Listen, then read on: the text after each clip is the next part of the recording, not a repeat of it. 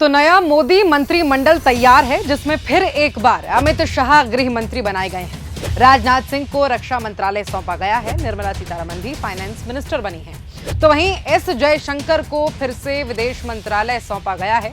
अश्विनी वैष्णव rail मंत्रालय ही संभालेंगे। तो नितिन गडकरी को तीसरी बार रोड एंड ट्रांसपोर्ट मंत्रालय सौंपा गया। ये वो मंत्री हैं जिनके पिछले काम और काबिलियत को देखते हुए उन्हें दोबारा वही पुराना मंत्रालय सौंपा गया है। अब आइए आपको इनके काम और काबिलियत भी गिनवा देती हूँ। सबसे पहले गृह मंत्री अमित शाह, या देश का अब तक का सबसे विफल गृह मंत्री भी कहेंगे तो कुछ गलत नहीं होगा, क्योंकि इन्हीं के कार्यकाल में दिल्ली में दंगे भड़के थे। 1.5 साल पहले मणिपुर में नरसंहार शुरू हुआ, जहां आज भी दंगे, आगजनी और हत्याओं का दौर जारी है, जहां आज तक ये शांति बहाल नहीं कर सके हैं। रक्षा मंत्री राजनाथ सिंह, जिनके कार्यकाल में राफेल घोटाला हुआ, फोन टैपिंग के लिए पेगासस घोटाला हुआ, इनके रक्षा मंत्री रहते हुए ही चीन के साथ झड़प में हमने अपने 20 जाबाज जवान खो दिए। बात अब निर्मला सीतारमण की फिर एक बार फाइनेंस मिनिस्टर बनी है।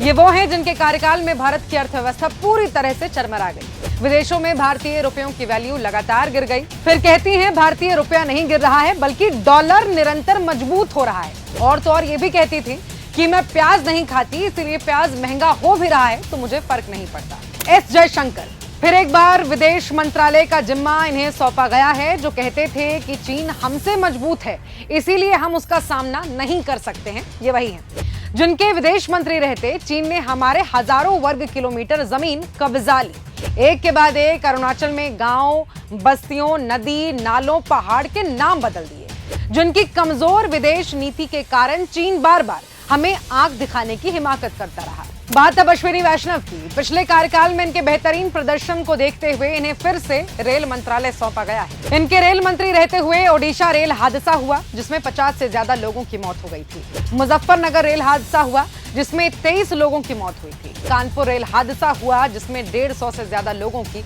मौत हुई थी। भारतीय रेलवे की स्थिति बद से बदतर हो गई। एसी कोच ज्यादा और नॉन एसी कोच कम होने लगे। आम लोगों के लिए समस्या खड़ी की गई। एसी डब्बों में स्लीपर जैसे हाल हो गए। नई नई ट्रेनें शुरू होते ही भैंस से टकराकर टूटने लगी। इनके कार्यकाल में ऐसे अनगिनत रेल हादसे और खूब फजीहत हुई। बावजूद इसके इन्हें वापस से रेल मंत्रालय ही सौंप दिया गया। बात अब नितिन गडकरी की, जिन्हें तीसरी बार सड़क परिवहन मंत्रालय सौंपा गया है, जिन पर रोड, हाईवे और एक्सप्रेस वे बनाने के नाम पर करोड़ों के घोटाले का खुलासा खुद सीएजी ने किया था।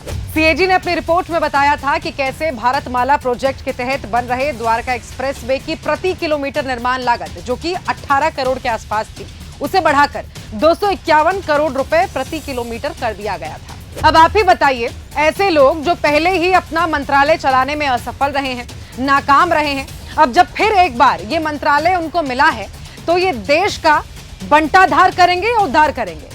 10 सालों में मोदी जी ने खुद तो कोई काम किया नहीं। महंगाई बढ़ती रही, रुपयों की वैल्यू घटती रही, युवाओं को, किसानों को लाठियों से पिटवाया गया, महिलाओं पर अत्याचार होते रहे और साहब आराम करते रहे। अब उन्होंने अपना मंत्रिमंडल भी ऐसा ही चुना है, जो काम ना करता हो, बस आराम करे, भ्रष्टाचार करे, देश को लूट खाए, चूना लगाए और मौज करे। लेकिन उन्हें ये याद रखना चाहिए कि जनता अब जाग चुकी है। उनका ये नाटक और चलने वाला नहीं। सड़क पर जनता और संसद में कांग्रेस एक एक चीज का हिसाब लेगी।